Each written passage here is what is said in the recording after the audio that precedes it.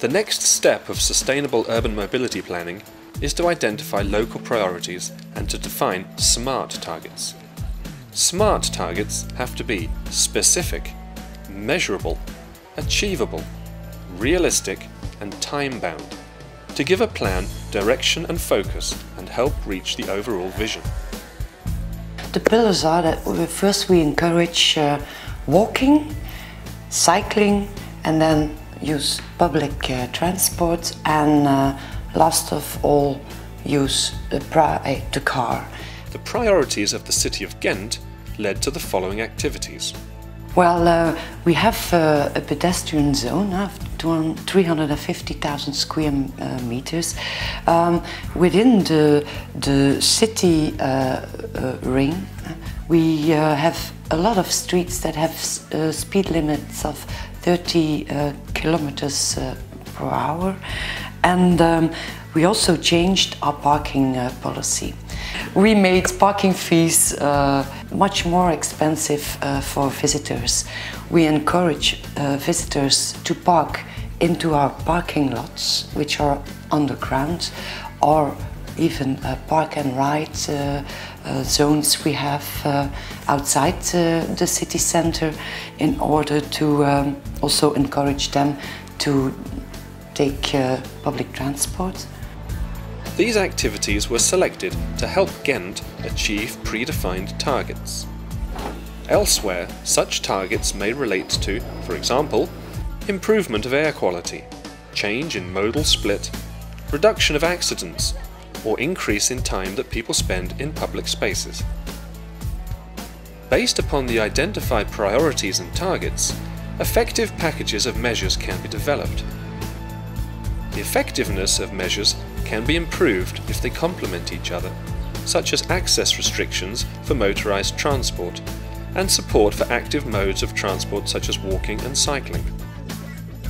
A city in search of solutions for typical urban challenges of today, such as how to create a healthy environment for citizens whilst complying with EU clean air and noise regulations, may opt for an integrated package of measures consisting of clean fuels and vehicles, environmental access restrictions, and the promotion of alternatives to the private car. Furthermore, it is important that cities develop measures in those areas with the biggest potential for improvement. This may require a sustainable urban mobility plan to look beyond city borders and pursue the integration of transport and planning with neighbouring municipalities. We try to develop common solutions, mainly by common projects. For example, we are developing a common cycling project, which includes construction of new cycling lanes in Gdańsk, Sopot and Gdynia. Cycling is not very popular in Polish cities, and we are starting from very low level. We expect important improvement within next few years. That's why we are trying to create good environment for cyclists. We believe that it is very prospective public transport system. In any case, it is not necessary to start from zero, even when a city is less experienced.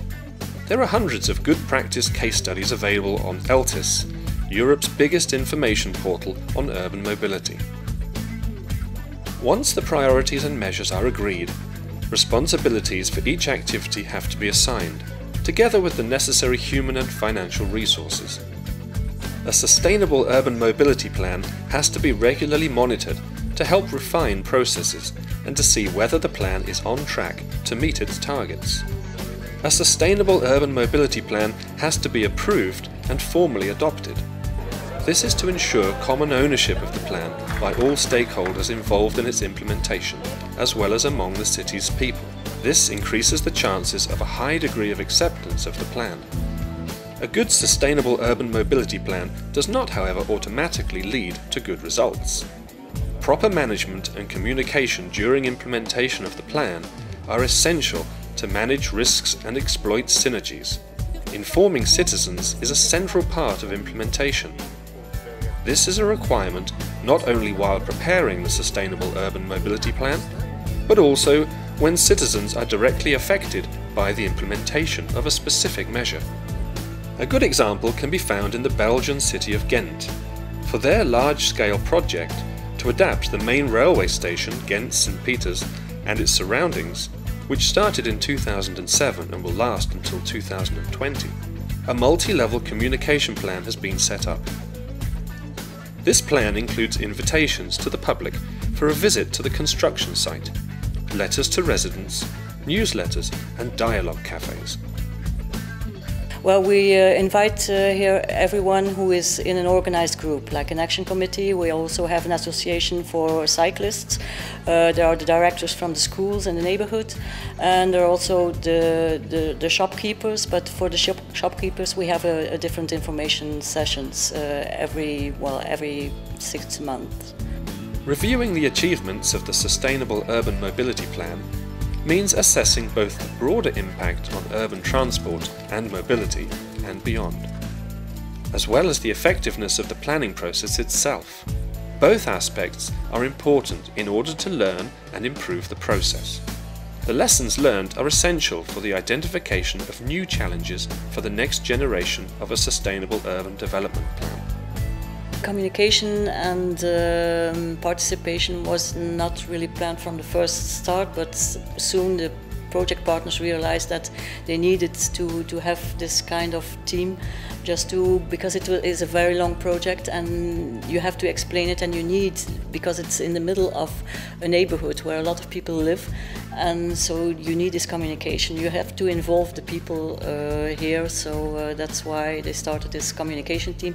And since last year we're having our own info point here in this building, where people can come and visit us, and even get presentations if they ask for it.